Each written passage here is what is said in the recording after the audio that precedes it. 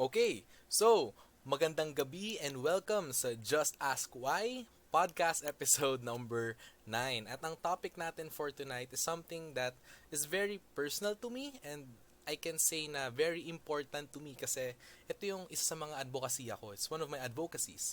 And it's part of the feminist movement.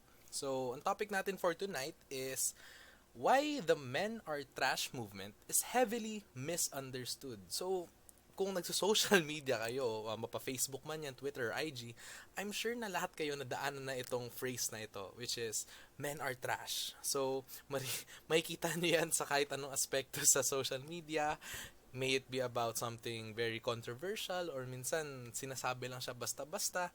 So, ngayon, pag-uusapan natin kung bakit para sa akin or I think talagang this statement is heavily misunderstood. So, nabanggit ko nga na isa to sa mga advocacy ako, which is me being a feminist.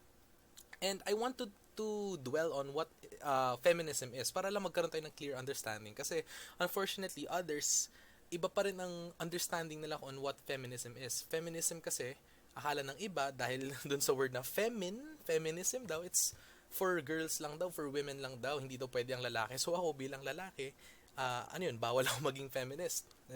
Actually, feminism defined is the theory of the political, economic, and social equality of the sexes.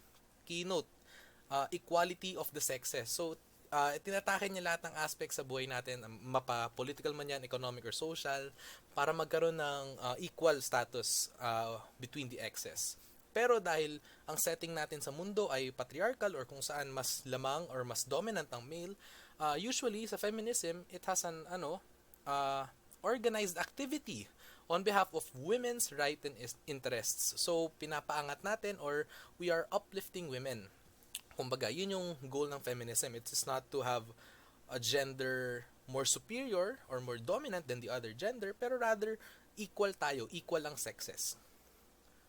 Kung nagtataka kayo or nagtatanong kayo ano ba pinagkaiba ng sex and gender, well, that will be for another topic. Basically, ang sex mo is your biological status mo. Kung may dick ka or may titi ka, you're a guy, you're a male. Pero pag may female part ka, you're a female, diba? Ganon. And then ang gender is your identity. Kumbaga, if you're transgender, if you're bisexual or gay, lesbian, kaya importante yung SOGI guys, yung Sexual Orientation, Gender Identity Expression Bill.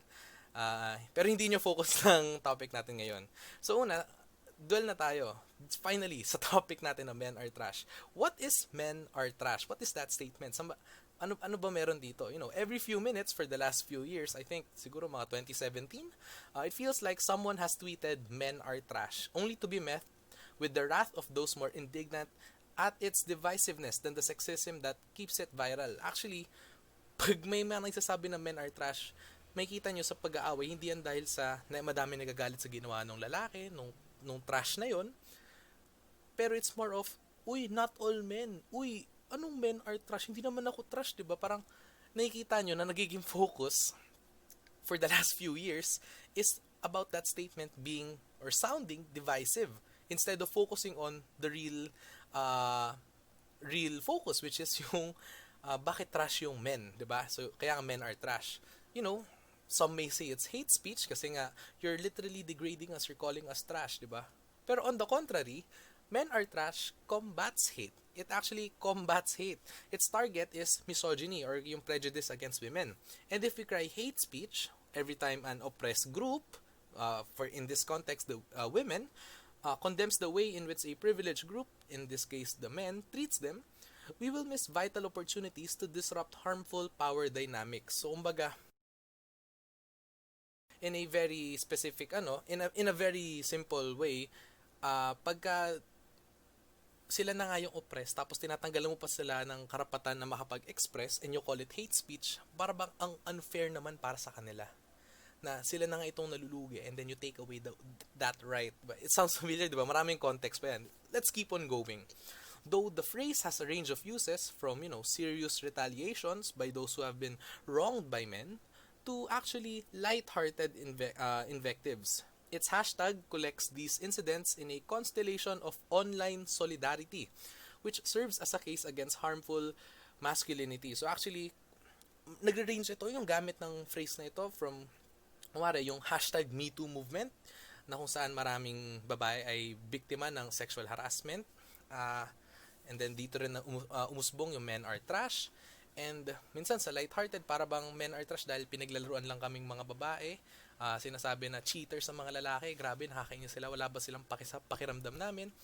Either way, whatever yung reason nila, they were wronged by men, they were hurt by men, and it serves as a unifying statement for them na kung saan pag sinabi mo to, lahat nag-agree. And responding to cases of sexual harassment or assault with men are trash, wards of victim blaming by attributing the wrong to a man's action in an enabling culture of misogyny. So it's actually great, itong men are trash, because mas natitake notice na natin kung bakit trash ang lalaki. Is it because sa ginawa nila? Yes. Bakit? Let's dwell more on what they did, diba? Parang, if this man is a rapist, then they say men are trash. Bakit? Hindi na siya napupunta sa victim blaming, pero nagfo-focus na siya doon sa action ng man. Lalo na in a culture na kung saan, in an evolving culture, by the way, kung saan yung culture ng misogyny ay umuusbong, na kung saan nagiging okay na lang na maging mag-promote ng hate against women, yung prejudice against women. So, babalik ko na nga doon, di ba? Yung all men. JJ, men are trash. Hindi ba sinasabi nun all men? Kasi, di ba pwede na lang sabihin some men or not all men? Di ba yung surely, not all men are trash. Well, technically, if we were to abide by it logically, oo, not all din naman, some, di ba? Pero this objection is as illuminating as it is common. First, pagka tinitignan yung argument, they're not saying hindi naman nila sinasabi lagi na men aren't trash. Ang lagi nila sinasabi is, not all men are trash. And, nakakalungkot yung ganun dahil yung focus yung sinabi ko kanina, yung divisiveness yung nagiging focus kesa dun sa actual topic na pinaglalaban ng statement na ito. Diba? If you say men aren't trash, technically, it's the same din sa men are trash. May tinatawag tayo dun mamaya sasabihin ko sa inyo. So, regardless, it's troubling to have to tackle the not all men are trash objection every time we try to critique masculinity. Kasi, minsan, parang, pag sinasabi nila, pag binibring up nila, tama sila, pero hindi nyo ba nakikita yung point? Hindi nyo ba nakikita yung actual point na pinaglalaban ng statement na ito? Ba't kayo nag-focus dun sa divisiveness? Wala tayong concern doon, di ba? And, ang nakakalungkot dito, ang napupunta pa sa spotlight sa problem na ito is not the women facing these kinds of problems, pero rather the men, na lagi na lang silang sinasabi, kawawa naman ako, nadamay pa yung gender ko, wala na akong ginagawa. You're not the focus. Diba? Take note, ang focus dito is highlighting what women go through the trash actions of men. And itong divisiveness narrative, I'll say sa divisiveness narrative na lang, it serves as a distraction tactic para lumayo tayo sa essence ng mismong statement, which is men are trash. So, parang kunwari, example natin dito para mas maintindihan, traffic lights, ganyan, or traffic signs pala rather, road signs, na sinasabi, wag na lang, ganito na lang. Let's say swimming pool. Sa swimming pool, merong lifeguard na sinasabi, people shouldn't swim, di ba? Or kaya, no swimming, gano'n na lang, no swimming. Tapos may susulpot, no swimming tuloy, no running sa pool, no running, ganyan. Tapos sasabihin na lang sabihin na isang tao doon, hindi naman ako nagtatakbo It wasn't meant for you, di ba? Don't be the focus. Ang focus doon is yung people who would run sa pool, di ba? Para makaiwas ng accidents. So, yun yung point natin. Hindi naman siya divisive. Hindi niya sinisingle out yung tao na hindi nag-aano. It's actually focusing on those who might run or might do the action na dapat hindi ginagawa. And then, kaya nga, kung ganun din, bakit hindi nalang sabihan, some men are trash, di ba? Para ba ang hirap pa magdagdag ng one word? Well, it doesn't preserve the meaning kasi of men are trash. Sobrang dali lang kasi. Yung pag sinabi mo, some people are trash, that goes without saying, from which it follows that some men are trash, some women are trash, some non-binary people are trash. So, puro ka some. Parang, ang hirap na sabihin, ang hirap makapag-keep up doon. Pero pag sinabi mong period na men are trash, meron kang ang tawag dito, you're into it. Parang gusto mo malaman bakit, ano meron dito. It's very informative din. At gusto mo malaman kung bakit men are trash. Hindi na yung some men are trash. Pag sinabi mo some, yeah, tama. Pag puro some, you're just agreeing to something kasi totoo, it's let's say it's non-fallacious, or it's something na you agree kasi, di ba, sasabihin mo wala namang perfectong tao. Pero pag sabi mo men are trash, uy, I want to research on this. Diba, ganon? And it picks out a particular correlation between masculinity and trashness. More importantly, complaining that not all men are trash isn't a real challenge because ito na, period lang, say it bluntly, men are trash doesn't mean all men are trash. Obviously, di ba? Kasi philosophers call this as ano yung tawag doon? The former, yung men are trash, they call it as a generic statement. And yung second, which is all men are trash, is called a universally quantified statement. So, they express different things. Kunwari, yung mga nag-interpret ng Black Lives Matter. When we say Black Lives Matter, it doesn't automatically mean that other lives don't matter. Kaya ang sinasabing argument na iba is all lives matter. You're missing the point, 'di ba? Ang point here is ang focus natin sa mga black dahil pinapatay na lang sila ng basta-basta as if their lives don't matter. Kaya we're saying na Black Lives Matter because they matter too. It doesn't mean to say na other lives don't matter, na black lives lang nagmamatter, kaya sasabihin mo all lives matter. Tinatanggal mo yung focus. Nandiyan na naman yung divisive narrative. And it's so annoying kasi sila na nga yung oppressed group at sino pa yung nagsasabi ng all lives matter. It's usually the oppressors. 'Di ba? Parang ang kapal ng mukha nyo, kayo na nga yung nag-oppress sa oppressed. And then tinatanggalan mo po sila ng karapatan nila makapag-express ng kanilang mga kanilang concerns, 'di ba? Kunwari, statement na lahat ng garapata ay ticks, garapata, 'di ba? Ticks carries Lyme disease. Lyme disease ay bacterial infection, 'di ba? Obviously, hindi naman lahat ng ticks kasi actually, only 1% lang ng ticks carry a bacterial infection called Lyme disease, di ba? Pero we still say ticks carry this disease para sigurado tayo or sigurado tayo na hindi tayo makakakuha ng ticks kasi takot tayo dun sa klaseng disease na yon, di ba? And the word men also speaks volume actually.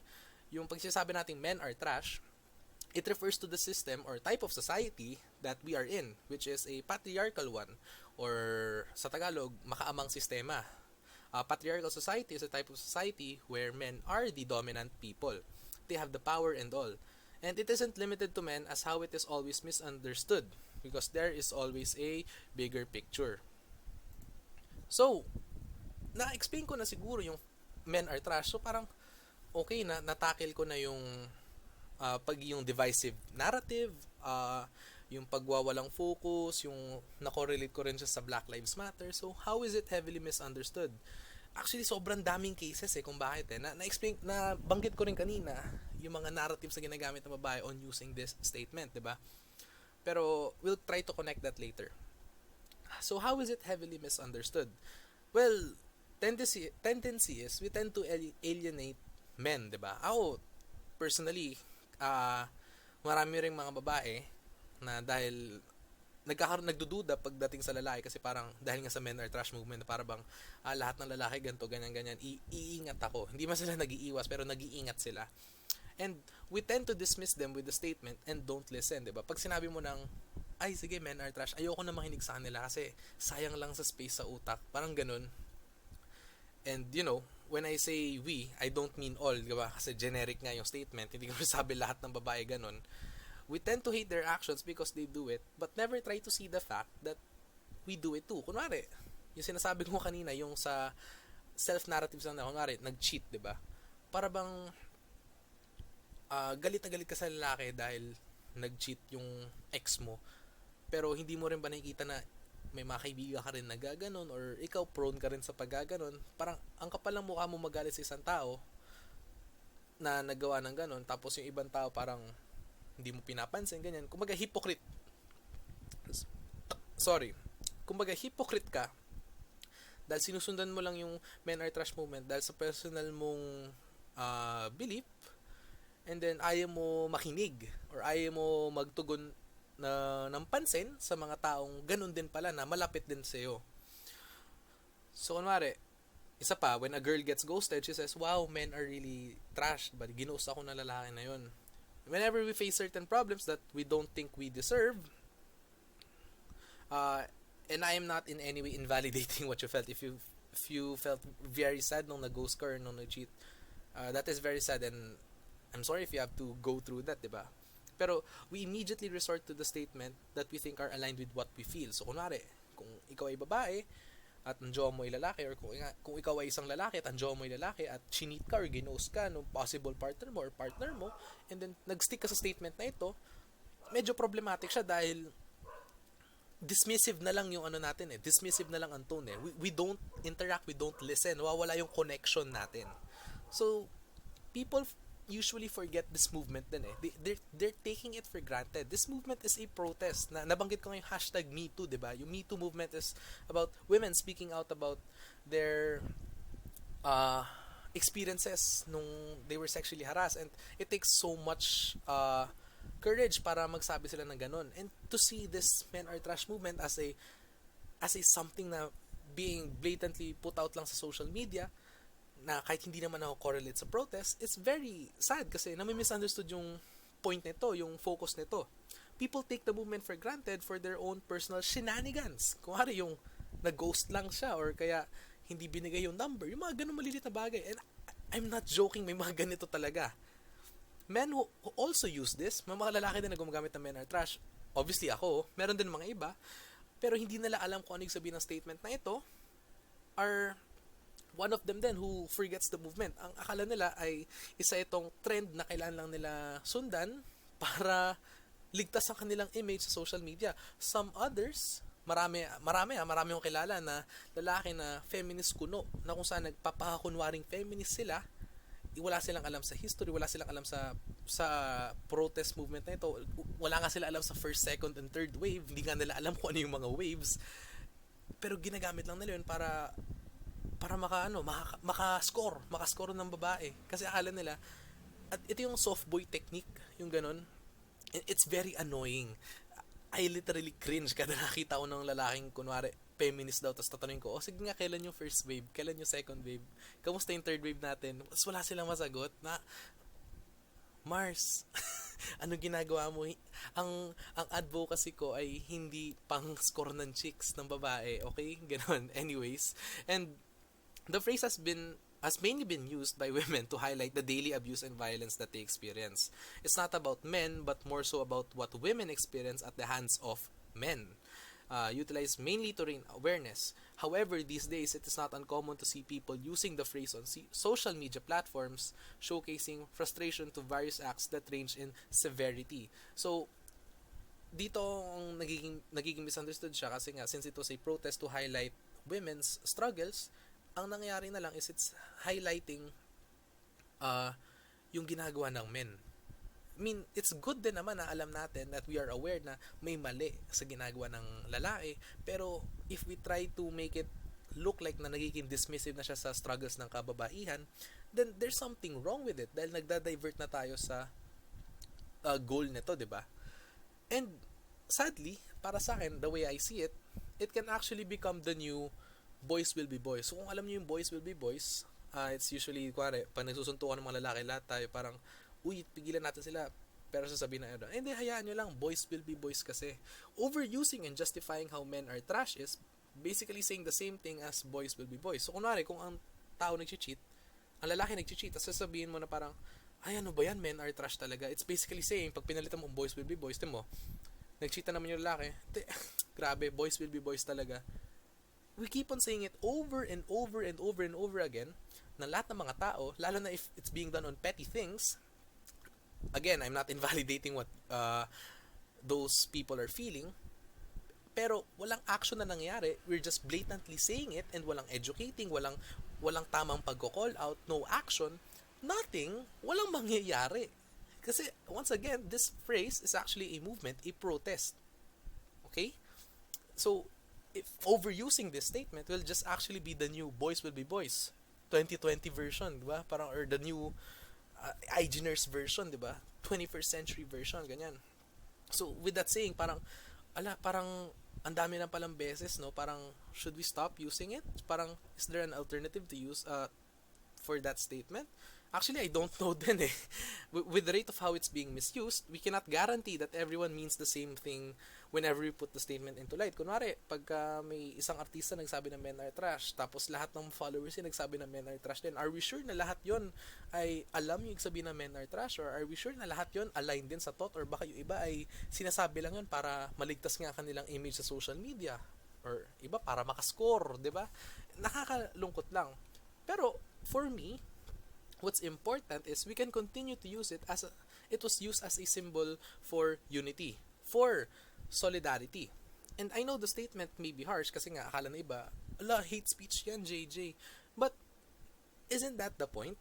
These statements aren't meant to be gentle to the ear. It wasn't meant to be for snowflakes, di ba? As what boomers would say, na snowflakes generation daw tayo. It wasn't meant for very sensitive people na para mo sabihin, hala grabe, ang sama mo naman magsalita. Hello, it's just men are trash, di ba? Hindi naman sinabi nating bulok na basura or whatever. Men are trash lang, di ba? Sa sobrang offended sila. Pero this statement is meant to jolt you into action. It is meant to push you to do something. Dahil aware ka na dahil na put into light na yung mga struggles sa pinagdadaanan ng mga babae. You should be aware of what yung mga fellow guys mo, kung ano yung mga pinaggagawa nila. Kung alam mong mali, then act upon it. You know what to do. Alam mo ang mali sa tama. And ang nakakalungkot dito, sila pa yung mga nagsasabi, yung mga friends na yun, hindi naman lahat ng lalaki, ganyan eh. Again, that's just a disruption technique, the divisive narrative. Kung saan, tinatanggal niya yung focus dun sa struggle ng women and then binibring into light yung sa generalization. Stop with that question na parang, bakit hindi na lang kasi gawing some men are trash para matapos na? No! Diyos ko! Bakit hindi ka na lang mamulat at alamin ang struggles ng women na pinagdadaanan everyday? Bakit hindi mo matanggap na maraming lalaki ay isang catcaller, ay isang rapist, ay isang bastos na tao? Bakit mas importante pa sa iyo yung narrative, yung divisive narrative? Bakit mas importante pa para sa iyo yung divisive narrative? Bakit hindi mo nafo-focus yung pinagdadaanan ng kababaihan, di ba? So, hindi ako galit. What should we do? Well, ayun na nga, I see a lot more men defending the actions of other men rather than joining in to support women. Marami nagsasabi ng, hindi ganyan kaibigan ko, kilala ko yan, childhood friend kami, hindi yan gagawa ng ganyan. Diyos ko po, stop na natin yung matagal na kaming kaibigan, matagal ko ng tropa ko yan, bros before host. Diyos ko, kung may mali, point it out. Educate them man lang kung gusto mo mag-stick as friends. Pero kung hindi talaga kaya, cut it off. Virus yung ganyan eh. Nagkakalat yan eh. May peer pressure kasi kung gagawin nyo kayong magkakaibigan, i-peer pressure nyo siya na wag na gawin nyo mali, mas okay pa yun. Kung gusto nyo magstay as friends, educate that person. Kasi people can still change. So you're called to do action against men or may makakilala ka na gumagawa ng mga masasama or nakapag-adopt ng struggles sa kababaihan. These men are quick to criticize the generalization, yet do nothing to stop men tarnishing their reputation. Diba kung galit ka dahil sinasabi mo na hindi naman lahat ng lalaki ganito, bakit hindi ka magalit sa mga lalaki na sinisira yung pangalan ng men, diba? Bakit ka pagalit sa statement na sinasabi, uy, grabe naman to, maka men are trash, hindi naman lahat ng lalaki. Ba't hindi ka nalang magalit at sabihin mo na lang, grabe naman itong tao na to, sinisira yung pangalan naming mga lalaki. Bakit yung galit mo wala sa lugar? 'Di ba? Rather, yung mga iba, instead of ayaw pa rin nila sisihin yung tao na yun, yung gumawa ng masama, sisisihin pa nila ang babae. Kasi sasabihin nila na parang, ay grabe, mga radical na talaga kayo, talagang palaban na kayo, ganyan-ganyan. Parang, hello, Diyos ko. They're just speaking, they're just highlighting their struggles na sobrang hirap, to be honest, ang hirap ikwento ng mga struggles ng kababaihan, lalo na kung sila mismo nagkikwento, because meron effect yan ng trauma. Sobrang daming patong-patong na na issues na dapat yung mga ganito, actually, alam mo, yung sa Me Too movement yung Me Too movement is actually sad kasi mapapansin mo na halos marami, if not all, diba?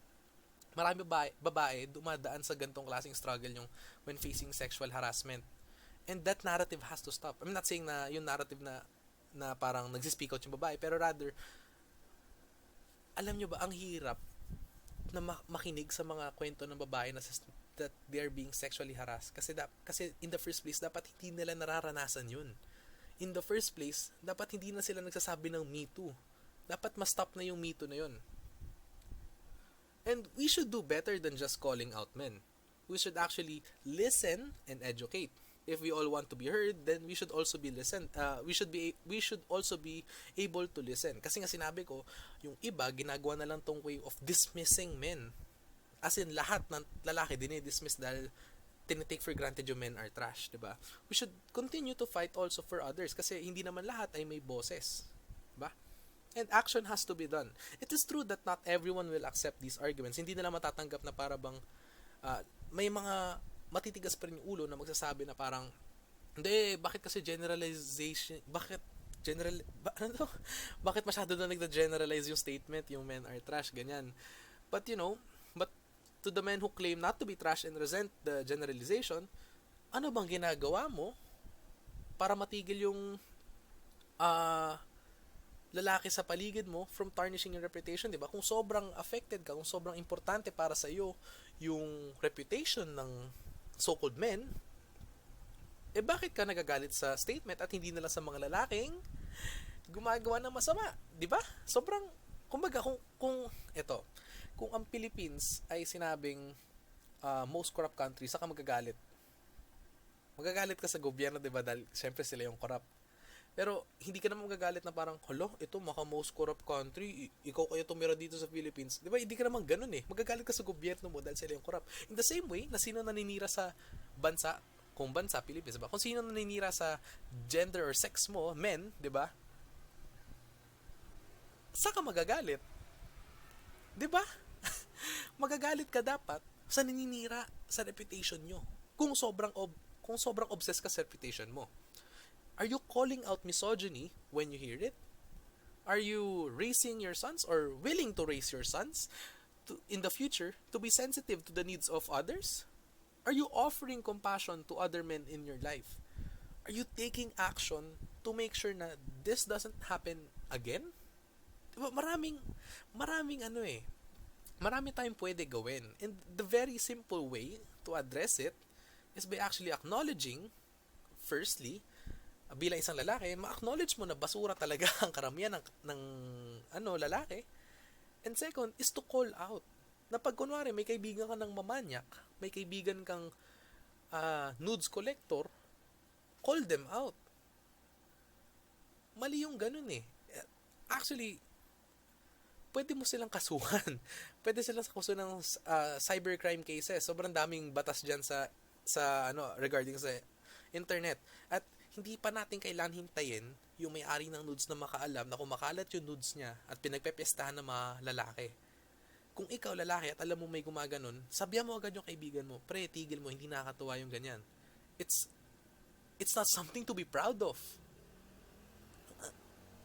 Dati ang pagkokolekta ko lang ay Pogs, Tex, Pokemon cards, Magic the Gathering, yun lang kinokolekta.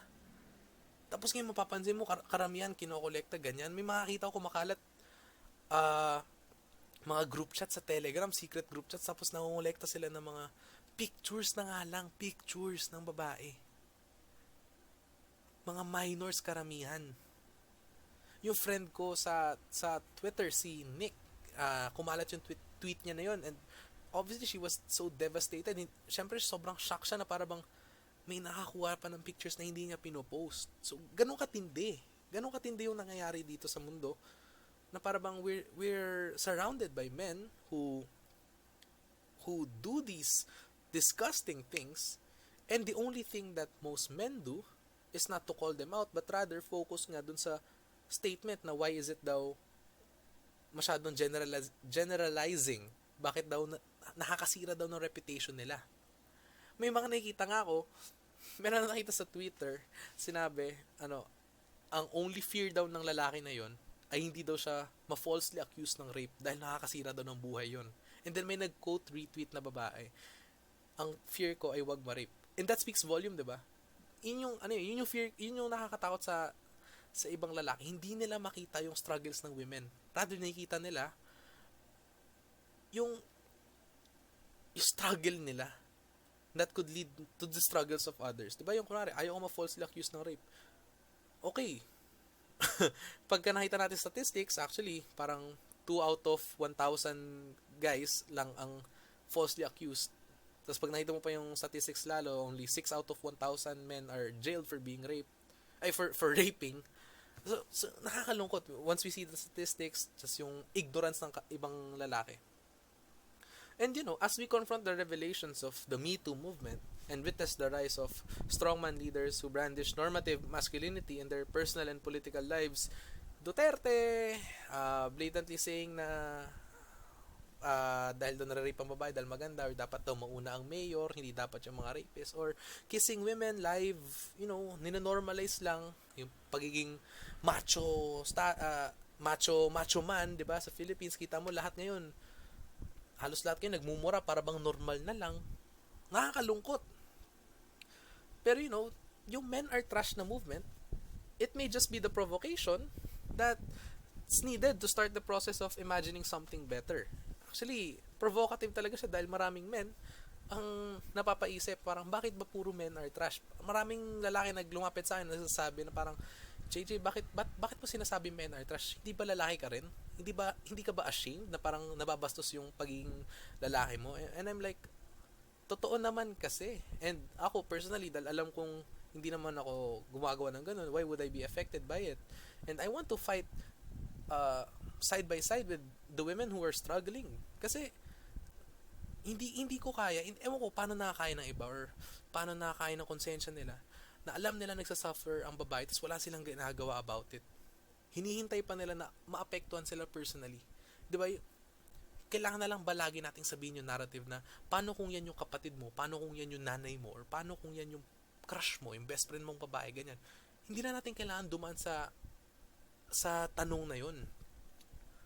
Flat out, okay lang ba na may taong nakakaranas ng ganun para sa'yo? Okay lang ba na may taong nare-rape ng kahit balot-balot na sila, na wala na nga silang ginagawa? Okay lang ba sa'yo? Sa utak mo na may mga babies na nire-rape ng mga lalaki? Okay lang ba sa'yo na may mga truck drivers na lagi ng kakatcall? Okay lang ba sa'yo yun? Or sobrang obsessed ka ba sa mga personal interests mo? Diba? Remember that generalization isn't the problem. The generalization shouldn't be the focus in the first place. Kasi nawawala yung focus natin sa movement mismo, 'di ba? The movement is about what is continuously happening to all of us being affected in this patriarchal system. We should dismiss the generalization and be the change. We should be slowly fighting the system. And kunwari ako, bilang isang lalaki, if I try to educate my friend and na-educate siya, that's a +1. That's a +2, di ba? +2. And kung yung tao niyo na nag-educate na isa pa, that's another +1, and then +1, so on and so forth. Hindi naman kailangan na actually maganda, di ba, kung isang bagsakan lang, lahat ng lalaki matuto. Pero okay na yung one by one. At least may natututo. At least may aware, at least may nagko-call out, at least mabawasan man lang natin, at least matanggal na natin yung Me Too movement. Hindi matanggal yung pagsispeak out, pero rather matanggal na yung struggles ng kababaihan. So ano bang takeaway ko dito? Mahaba yung sinabi ko eh. Actually, as everyone knows, I am a feminist, and I'm a proud feminist. I've been in the movement since I was in grade 8. That's about 5 years ago, 2015. And I admit that I knew so little back then. And I said statements such as, if women wanted to be treated equally, then let's call them sluts, as how they call us, babaero. I actually said that before, and I faced backlash from many of my friends sa Saints ko. And Maris, ang dami nagsabi, parang putang ina, ano pinagsasabi ng tao na to? Kasi I was promoting the wrong kind of gender equality. I was the literal, kung sasapakin ng babae ang lalaki, di dapat sapakin din ng lalaki ang babae. Yung ganong klaseng equality, yung hindi nag-iisip na equality. Akala ng equality is ganyan lang talaga, yung pantay lang talaga na ganyan. And I faced backlash from pseudo-feminists. Yung mga, actually, before na doon, yun yung, andun yung mga pseudo-feminists or feminist ko, no? Yung nagkukunwari na lang para maganda yung image nila sa social media. Pero I can't blame them. Kasi I really said something so stupid. Talagang ikakagalit. I mean, looking back ako, parang gusto ko sapakin yung sarili ko. Ba't ko ba sinabi yun? That's so stupid. Pero may kapwa feminist friend, very, very sweet friend, no? Her name is Caitlin Atienza. Birthday niya, actually, magba-birthday na siya ng 12 o'clock. Babatiin ko siya mamaya. And she educated me, actually. She was the only person who educated me. She taught me what was so problematic with what I said. And then, I knew more. Actually, nakakatuwa yung power of education. You will be convinced of what's wrong with what you said or what's wrong with your beliefs. And as a feminist, I never found myself, now in a position to keep on bashing someone. Especially when it's ad hominem. Lalo na pag minitaw sa Twitter ng mga absurd statements. Minsan magagalit na lang ako, tapos talagang mapapamura ka na lang, diba? Pero either way, ang gusto ko pa rin talaga is, gusto ko sila educate. Kasi if I don't educate them and I continue to bash, walang mangyayari. Mamumurahin lang sila. They will just face backlash. Pero pag wala silang natutunan, walang nagbago sa paniniwala nila, diba? They still believe the same. Natuto lang sila na maraming magagalit sa kanya pag sinabi niya yun. And, when you educate people, you actually enlighten them pa on these certain issues. And that's when change starts to happen. Kasi pag may nagbago na sa point of view nila, magbabago na patong-patong yung sunod-sunod yung pagbabago, domino effect. And the same people who bashed me 5 years ago are now the ones who ask me about issues regarding feminism. Nakakatuwa yun. Not to brag pero nakakatuwa lang yun kasi parang it was a big lesson for me talaga na kailangan ko malaman ng mga bagay-bagay para hindi dahil para magmukhang influencer sa Twitter or what, pero dahil gusto ko mag-educate. And as a feminist, it is my duty to help people change their wrong perspectives in the world. Kasi facts don't change, however opinions do. Diba? Yun nga yung paniniwala ko ngayon na parang kung ito ay isang fact, wala na tayong magagawa dyan, pero yung opinion mo ganito, pwede pa natin mabago yan. As long as tama, di ba? Don't settle for wrong opinions. And and as a feminist, I don't believe in dividing women and men even more. We are called to live in a equal society, and by doing so, we have to uplift women by addressing the political and societal concerns through legal reforms and addressing root causes. I sound like a mix of radical and libertarian, pero at the end of the day, I believe we can achieve things peacefully, and that is by educating people. Education is the key. So yun yung takeaway ko. Thank you. This is Just Ask Why podcast episode number 9. Thank you and good night.